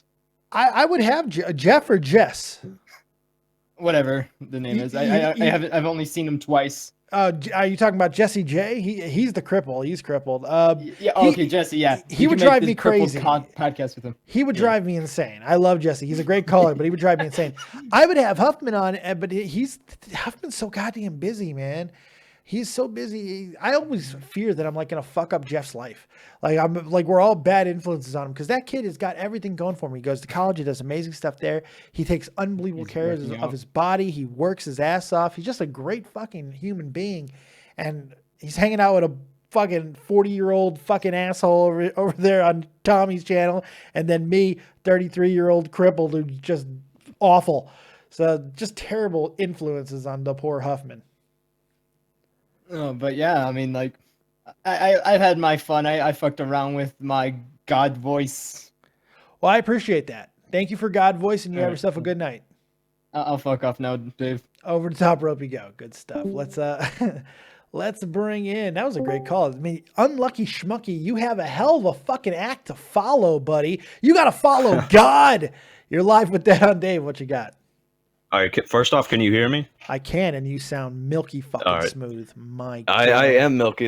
I'm Clown's counterpart. You should put me on the show. Everybody wants to be on the show. Well, you offered it, man. No, Clown said it. I was listening to peer pressure, but I think the chat has confirmed that Clown's wrong on this one. I am awesome just the way I am. I will give you that. You are pretty good, but if it gets me a spot on the show, I'd suck your fucking dick. Well, you have a spot on the show right now. As far as Clown puts it. Yeah, well, you have a spot on the show right now, and you don't even have to put my nuts in your mouth. You're on. What do you got? Fucking wow me. Wow the crowd. A permanent spot. But basically, I just want to basically talk about the baited, and I really wish you kept Clown on because I had a question for him, and I'm just going to throw him under the bus. I had him on for 40 minutes. Yeah, but he said he had nothing to do, so I should have kept him on. It would have been good for my views, but I don't know. I wasn't sure if he wanted to stay on or not. But I'm just going to throw him under the bus and give you the same question. Okay. So if you think when Keem said he wanted Colossal back, you think it was because he wanted to potentially mitigate the damage that Colossal can bring to Keem, or just bring in more subs with Colossal's huge fan base? I don't think it had anything to do with subs. I think it had to do with hurting Tommy. I do. I think almost everything that Keem does when it related to that situation is about fucking with Tommy at this point. That's what it feels like. I mean, I guess part of it could be because he genuinely likes Clown and I think he knows what Clown can bring to him. Maybe not as far as subs wise, but as far as content wise, the show is better with Clown. It wasn't last night. It wasn't on this episode. It just wasn't. Yeah, Clown, I agree. I think Clown's being a little bit too hard on himself too. I don't really think it was Clown's fault. There's only so much you can do when you can't fucking talk. What are you supposed to do? He could barely get a word in edgewise. Yeah. Fuck. But, and speaking of which, like Andy and Chad, you started, like, they were criticizing Keem a lot more. And during it all, he just kept saying, shut up. Like, he couldn't even take the joke about him sniffing underwear. Yeah. It was just too much for him. And it looks like Andy and Chad might be closer to being on his, like, permanent shit list that Tommy's on right now. It feels like it, doesn't it? It feels like there's a contention and not a healthy contention. That was the thing. Clown and Keem always had a healthy contention. You didn't feel like it was anymore. Not anymore. No, it's obviously strained now, but for good fucking reason. It's a difficult dynamic, man. Keem is different now than he was when Baited first started. He's just different. He's got all of his power back. He's got all of his fucking juice back. He's not worried about getting exposed every other day. He's not worried about his money getting fucked with. So he's confident. The ego is back. It's back at full fucking tilt. And we're seeing that guy that garnered a pretty fucking negative reputation for a very long time. That's the guy that we're seeing again. And I think that changes things because he can't be balanced out. The Keem who started Baited was able to be balanced by Clown, and now he cannot be. Can't be balanced by anyone. Maybe medication. So you're saying he's like mentally unbalanced? I don't know. I'm not saying that at all. I'm saying that I think... I know. I just wanted to throw it in. No, I think that's a really nice sound bite that you tried to get, and I appreciate that. But no, I don't know. I don't know what it is. It's a joke when I said the medication thing. That's a joke. I have no idea. I'm not a doctor. But what I do know is that... as far as in the context of a podcast such as Baited, he was once able to be balanced out by a counterweight, and now it doesn't seem to be the case. Yeah, but Andy and Chad are starting to take up a little bit more of that, and I'm a little bit worried that maybe one of them will become eventually at the point that Tommy is, just the utter shoot all guns at that one person kind of person. It could happen. Yeah, and it's a little unsettling how easy it flipped too on Tommy. And at first it was trying to go for Colossal with the 33%. Yeah, it did. That was like, he even acknowledged it in the show. King was like, oh, hey, why'd you try to get the 33% for Tommy? And when he originally was trying to shoot at Colossal with it, it was just such a flip-flop. Keem does a lot of things, I feel, without thinking it completely through, or he thinks it's going to go a certain way, and then it'll go the way that he wasn't expecting it to. Then he's got to react. It's called impulsion. Yeah, it's called being impulsive. He's incredibly impulsive, and it is what it is. Personally, I don't have a whole hell of a lot against Keem. I don't like what he did to my friend. I don't like what he did to either of my friends, because Cloud's my friend too. And I don't like what happened with that situation. I certainly don't like what he did to Tommy, but he also gave Tommy a career, and one that Tommy is, even though people fucking don't want to say he is, he's very grateful for that. And I'm grateful for it because it affected me as well. So, it's a tough dynamic. And the thing is, a guy like Keem wants to be appreciated, but the problem is you never know how much you have to appreciate him, because what made him feel accepted and appreciated today might not be what makes him feel that way tomorrow. And it's always constantly having your prove yourself. That's fucking exhausting. So I don't know. And that's where the flip-flopping comes in too. It's just, you can't be consistent with the guy. It's annoying, but is what do you think he's listening right now? Or will he watch it later? I don't know. He might. His name's not in the title. Baited is though, maybe. I have no idea. I have no problem with it. If he's taken a couple shots at me, and that's completely fine. I don't think I've ever done anything really all that bad to the guy. I don't think I've attacked him all that hard. At times where I probably could have and should have. Right now. You're not even doing it. No, because I understand who he is. Because I understand who he is. I understand who he is. I understand the position. I understand the entire situation. I don't need to sit here and fucking start and continue a war going between our two podcasts, because it's not beneficial. Look, the reality is the numbers are speaking for themselves. Baited's not doing fantastically. It's just, the subs are going down. People don't seem to be as happy as they were with it before. That's just reality. And, there's no amount of anything else that I have to say. I don't need to fucking kick the guy. I don't need to do that. Keem is perfectly fine. He's got a great fucking career. He's got a huge fan base. Chad's going to be just fine. He's going to continue on. If it's with Baited or without, he'll continue to do what he does, and people are going to continue to like him, continue to enjoy him. He's going to get subs. Same thing with Andy. So Andy already had a huge career too. Exactly. So what do I need to fucking say? I've said what I need to say. I don't need to be nasty to get a point across. Yeah. But do you think the subs are kind of, the sub loss is kind of getting to Keem though? Like he was very noticeable. Yeah. He was noticeably agitated in this new video. Yeah. Even though, it wasn't too great, and usually he's at his best when he's just pissed off. But this time it just didn't work. If Baited was being affected, I think you'd see a lot more anger out of him. Or not Baited, excuse me. If Dromular was being affected. But it's not. Dromular's doing fine. So I don't know how much it's going to affect Keem overall, because that's what Dromular's his money. That's the big daddy. Yeah, the 90% bringing it in. But all right, that's all I basically had. I just one Good last call, question. no. How do you think I did?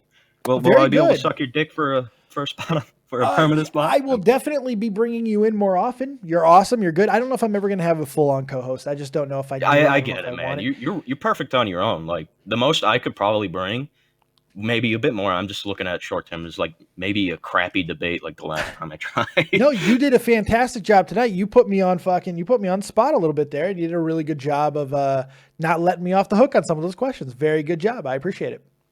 I just wish Clown was in here because I kind of wanted to put him on the spot too, but I didn't want. There's a reason why I didn't take questions. Something. I didn't want to beat him up too bad about it. I just wanted to get his. I wasn't even planning on doing that. I wasn't sure if he was going to see. I didn't tag him. I did on Twitter, but I mean, I didn't put him in the tags on YouTube or anything like that. I wasn't trying to fucking get him to call in or anything like that. It just I needed to talk about this because it was on my scope, so I talked about it. Yeah, Frenchie says he wants to call in. Okay, let me get him. If you want to put him in real quick. All right, man.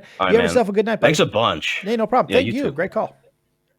Peace. All right, let's bring in my good buddy, the one and only Frenchie Ben from Montreal, Quebec, Canada. He drinks the wine, he smokes the cigarettes, and he has sex with the ladies. It is Frenchie Ben. What's going on, buddy?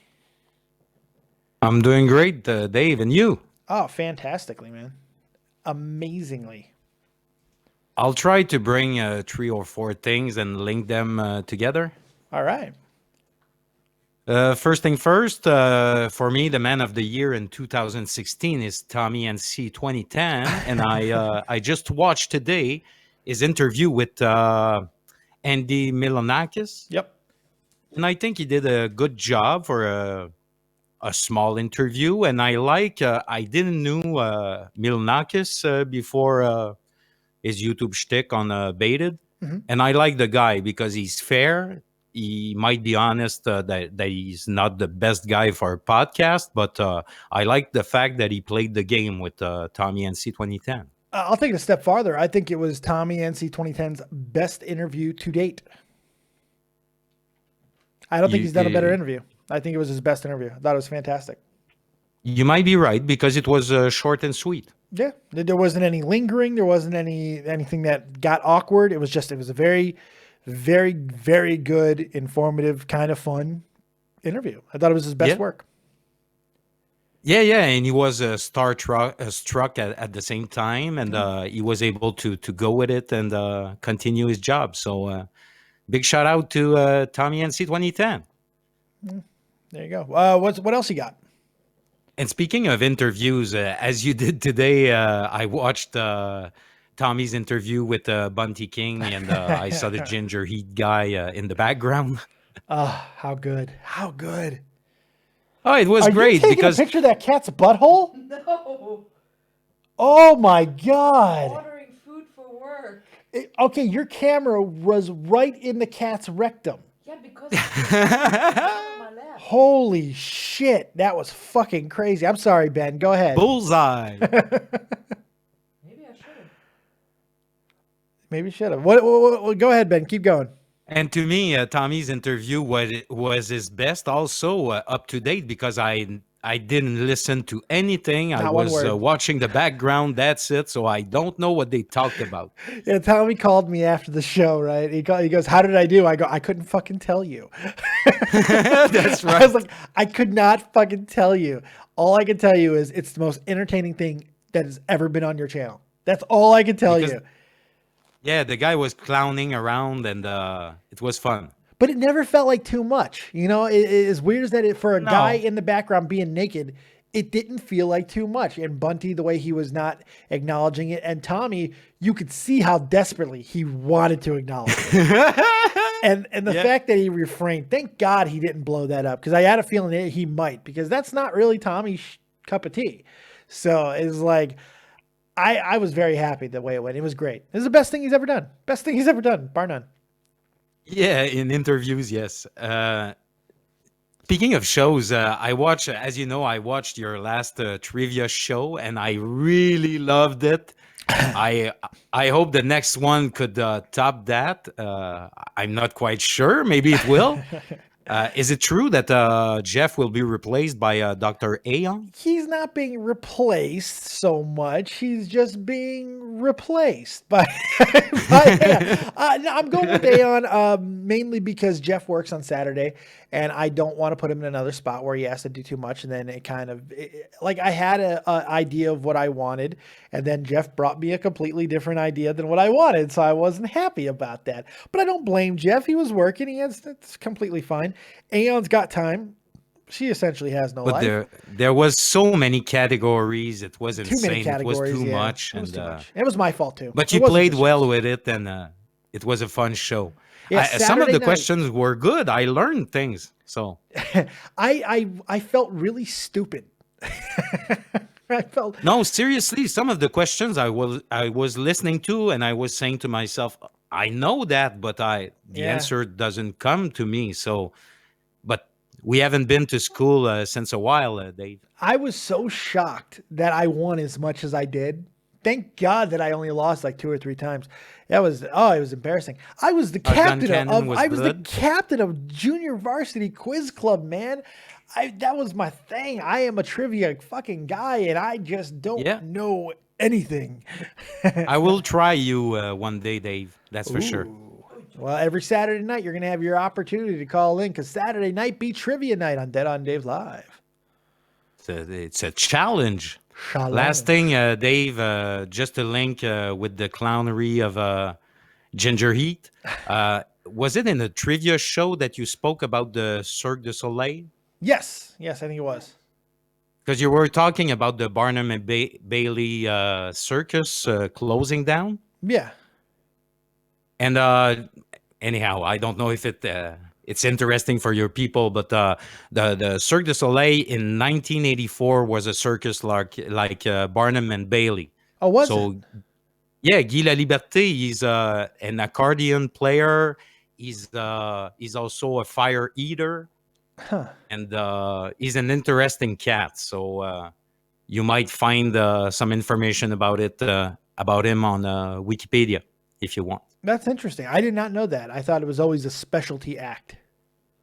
No, he was a stilt walker also, and he and another guy called Sainte Croix. They founded the circus in 1984, and I remember seeing them under a big tent.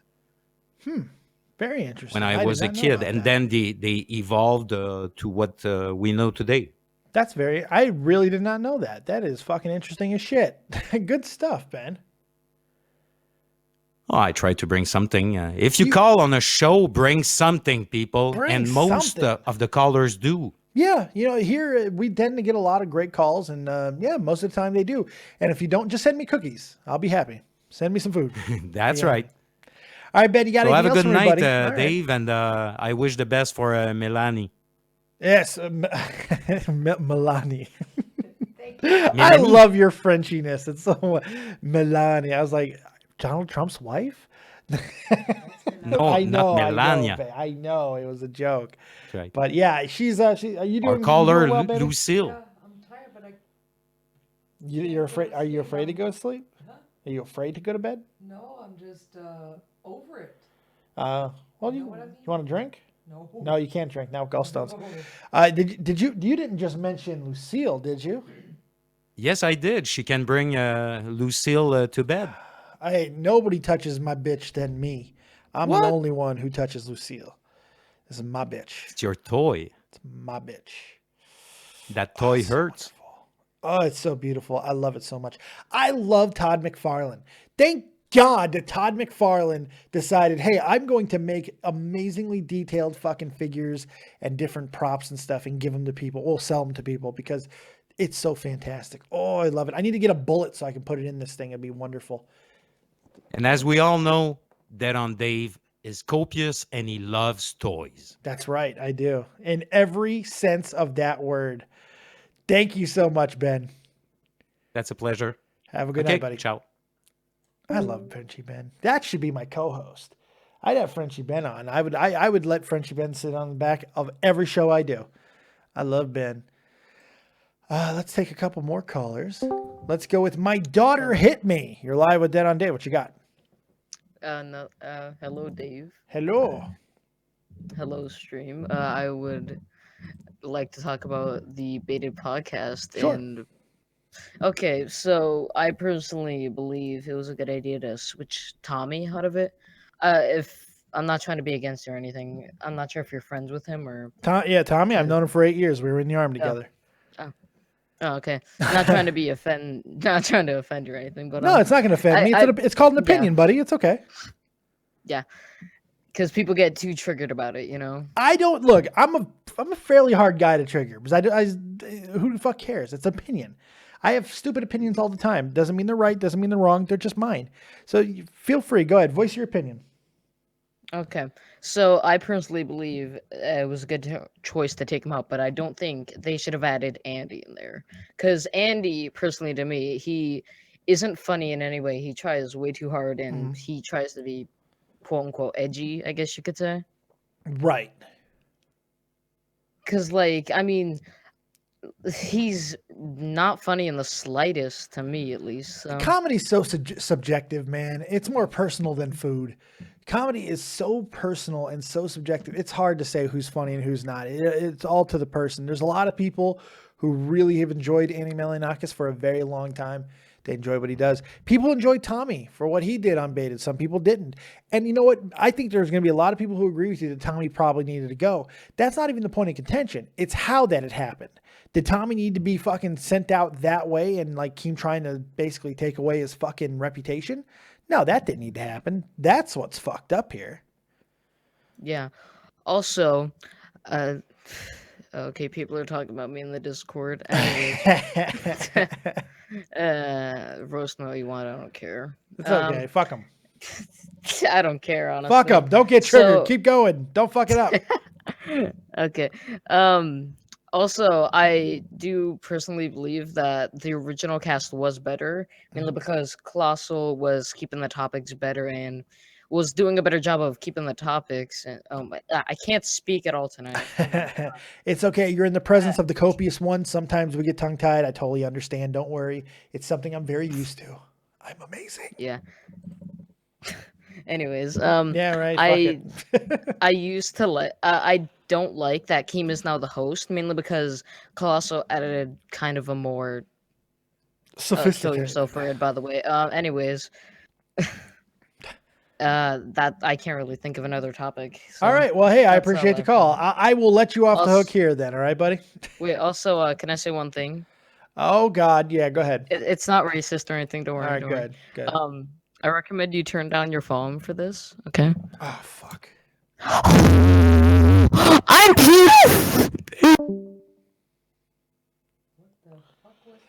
At least he gave me a loud noise warning, so that was good. That was something. All right, Dave's dirty co-host. You're live with Dead on Dave. What you got? Dave's dirty co-host. You're fucking this up. Opportunity given and opportunity lost. All right, let's take one more call and let's get up out of here. Who should be the last caller? Pick one, baby. Fish boob? Fizzlink. Okay, Fizzlink. I would have said fish boob, but we'll go with Fizzlink. You're live with Dead on Dave. What you got? Fizzlink. Fucking it up. Oh, my God. I knew I should have went with fish boob. We're going with fish boob. Because anybody with boob in his name has got to be a wiener. All right. Fish boob. You're live with Dead on Dave. Oh, what you got, fish boob? Fish boob. Is it something with me? Maybe it's something with me. Maybe. Somebody needs to, let's get something working. Faye, you're live with Dead on Dave. What you got? Faye. Oh my gosh. Oh my gosh. You're here. You did it. Because everybody else sucked. You got on. Thank goodness. I'm dying. Okay. Yeah, I've been harassing your Discord all night. They're such wonderful people. They're so lovely. It's not a bad Discord. I'm really nervous. No, you're fine. No, you're they're fine. really sweet. Grip it and rip it. What you got? Okay, so first of all, I want to say that Colossal is totally out to lunch. You are wonderful. I love that you're totally on your own. I kind of feel like second co-hosts don't really add a lot. They're just kind of like, and it's kind of awkward watching them. That's how I feel kind of about Tommy's show. I'm like, I feel so sad because they're just kind of like nodding along. What about when I was there? I wasn't that way. I was a great co-host. No, but that's why you got your own show. Well, I've always had my own show. I've had this channel for over 2 years. I didn't get it because like why Tommy your show is rented blowing it up. Like you're the guy from SNL and that did really well and you got your own talk show. That's how I feel. I get what you're saying. I got extremely lucky to get pulled into a project that had big names already. So I mean, I got lucky, and I'm glad people like what I do.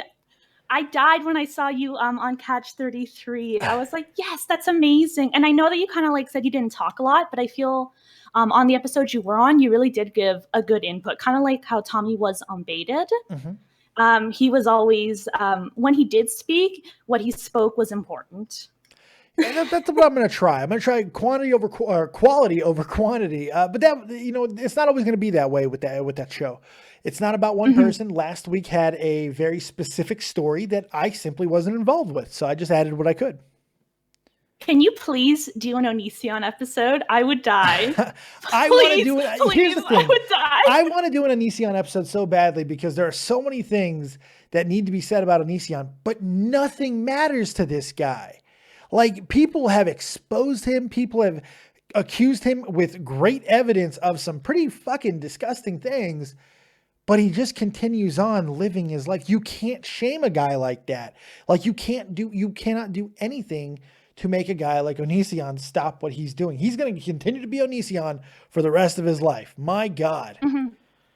I hear what you're saying, but you can get a rise out of him, even just for fun. There's this Tumblr called Onision Drama, and they made a post of like all the horrible things he did, and he made a video where he replied to each and every point. Oh, really? You could do that. Yes.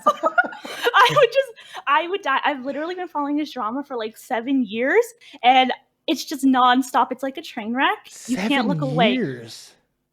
Yes, I'm sorry. I'm like a stalker. No, that's a long time. I mean, so do you do this with a lot of YouTubers that you see them and yes, Trisha Paytas. Leon, have you seen the tweets that Leon tweets at her? Oh my God, they're so funny. Everything Leon does is fucking great, man. I love Leon. I'd like to get him on the show. He's fantastic. Oh my gosh, Dave, like she posted a picture of like her bare ass and Leon just like responds like, what is this? It's the proper response in a lot of ways. That's good. So I like that. I like that. You know what? It's interesting because a lot of people who follow YouTube in the way that you're just talking about that you do, they don't like to own it. They don't like to admit it because they see something wrong with it. You seem to enjoy every fucking aspect of it. I think that's great. I'm 100% a stalker. The only reason I have a Twitter is to follow YouTubers. Oh God, that's it. I don't talk to anybody. I'm a little scared, and I'm probably going to change my locks after this. But you know what? Hey, I tweet at you all the time, Dave. I know, and I'm pretty sure I respond back. I do a pretty good job of responding to most people, so I try to at least. You're actually so nice. Every time like you favorite one of my tweets, I'm like, oh my goodness. Leon does that all the time too, and it just makes you feel really special as a viewer, and You're a good it makes tweeter. you more. Oh, thank you. You're a good tweeter. Look, the fact is, I mean, like, not everybody is funny. Not everybody is insightful. Not everybody is good at what they do as far as being able to talk to people. You're a good tweeter. You do a great job. And you're a good caller, too. Fantastic caller, as a matter of fact. Thank you so much. Well, thank you so much, too. But yes, please force them to do an Onision episode. Nobody will do one, and please. Maybe we'll take a swing day. at it. Maybe we will. I appreciate that recommendation. I'm going to get up out of here. I think I'm done for the night. I'm exhausted. No problem. Thank you so much for bringing me in. No problem at all. You have yourself a really good night. You too. Bye. Bye. She's so cute. She was so cute. Maybe a little crazy, but very cute. Klut? Was she Klut? Is that a German word for Klut? Kluty Klut? Yes. That's going to do it for the Discord. I think that's going to do it for the calls. I had a great time tonight. I hope you guys enjoyed it. I think we did a lot of good stuff. Did almost an hour and 40 minutes. Jesus Christ. Clown was here. We talked about everything that happened with BuntyKing. He was in the chat tonight. He even donated. BuntyKing donated to me. How awesome is that? Been a fun night. I hope you guys had a great night tonight. I hope you enjoyed everything that we did. Tomorrow night is Nerd and the Jerk.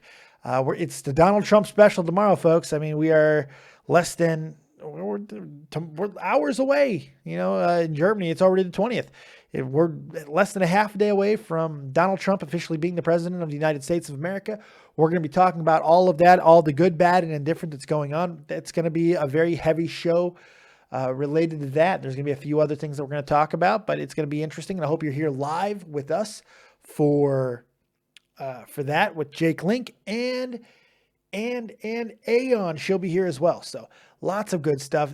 Don Butler says, Dave, don't do this to me. Don't do what? What did I do? What did I do? Don, what did I do? Does he want to, wait, is he in the chat? I don't see him in the chat. Maybe on Skype? No, I don't have Skype open. Don, what's wrong, Don? What's wrong, Don? Tell me what you did. What happened here? He wants to know where you got the peppers or something? I don't know. Let me see, Don. I'll tell you. Is that what he wanted? It might be. I want to give him this information. I don't see it. I don't see what he wants. Don. It wasn't a donation. Don't make me call in, Dave. Hold on. Let's see here. Don. No, it wasn't a donation message. Oh, okay. Well, let me look at the donation message then. Hold on, Don. I'm going to hold up my show. The flow is now ruined, and I'm going to go and look up what you wrote, okay? Because I'm that type of guy. Let's go check it out. Okay. Done. Okay, so did you think of a system for the chocolate? I'll host with you, no worries. Give me them chili chocolate details, Dave. Okay, so here's the thing with the chocolate. We're going to continue on doing the system that we did the other night, but it's not going to be every day. It's not going to be every show. We did it the other day, and it was absolutely insane. I can't. I know. I think I don't think he wants to buy it. I think he wants to see how much more money it's going to take for me to do another pull, and I don't want to do another pull. So yeah, when we're doing the chocolate stuff, when we're doing the pepper challenge, when we're doing instant regret, I will put something in the title. I will put something in the beginning of the show, letting everybody know that if you donate during the show, it's to get to the pepper, it's to get to the pepper chocolate and all that stuff. But I need a break. I did peppers for 3-4 days straight. It killed me. So I needed a break. So, but don't worry, they will be back. We still have them here. We still have all the same numbered chocolates right here. There's 8 left. 5 are regular chocolate. 3 are pepper chocolate. So there you go. That's all the information. So I think that's it. Thank you guys very much for joining us right here on Dead on Dave Productions for your Dead on Dave live tonight. I hope you had a good time. Thank you for everybody who has been calling in. Thank you everybody that donated to the channel tonight. Really appreciate that. And that's going to do it. So we'll see you next time right here on Dead on Dave Productions. Tomorrow night, Nerd and the Jerk, folks. I'll do a wrestling video too in the next day or so on whatever topic's going on in wrestling. So keep it copious, folks. And as always, if you don't have talent, have talented friends. Like, subscribe, and share. See you next time. And peace. Say goodnight, Lucille.